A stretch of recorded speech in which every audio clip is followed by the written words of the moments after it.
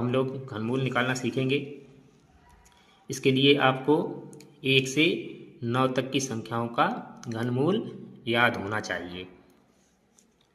तो इसके लिए घनमूल निकालने के लिए हम लोग क्या करेंगे, इकाई दहाई उसमें 2 में तोड़ते थे, अब हम 3 संख्याओं में तोड़ेंगे। इकाई दहाई सैकड़ा 3 संख्याओं में तोड़ेंगे।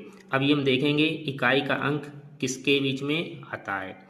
तो इसमें देखिए कोई भी अंक दोहराया नहीं गया। 1 का वर्ग 1 होगा, 1 का घन 1 होगा, 2 का घन 8 होगा।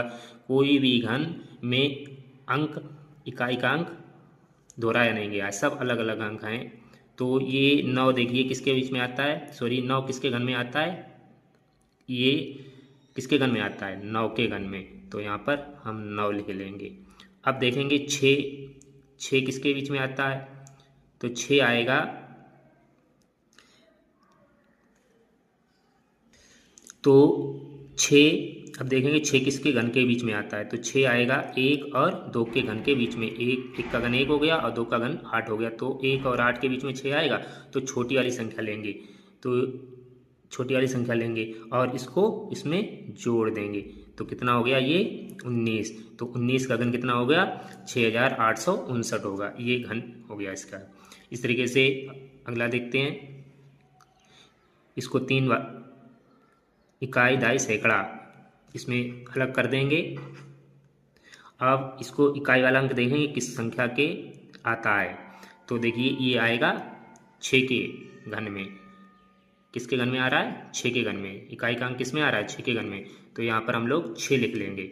अब ये देखेंगे 17 जो है वो किन 2 संख्याओं के घन के बीच में आ रहा है। तो 17 जो देखेंगे तो 17 आएगा 3 का घन 27 और 4 के घन 64। इसी में तो 17 आएगा 2 के घन में और 3 के घन में। 8 और 17 इसके बीच में 17 आएगा, तो छोटी वाली संख्या लिख देंगे। तो ये हो गया 26 का क्यूब। 26 का क्यूब कितना होगा, 17,576।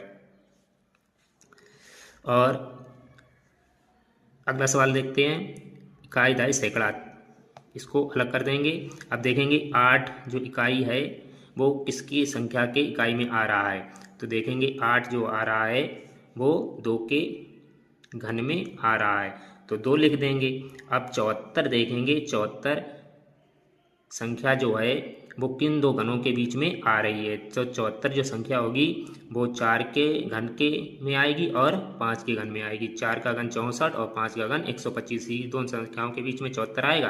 तो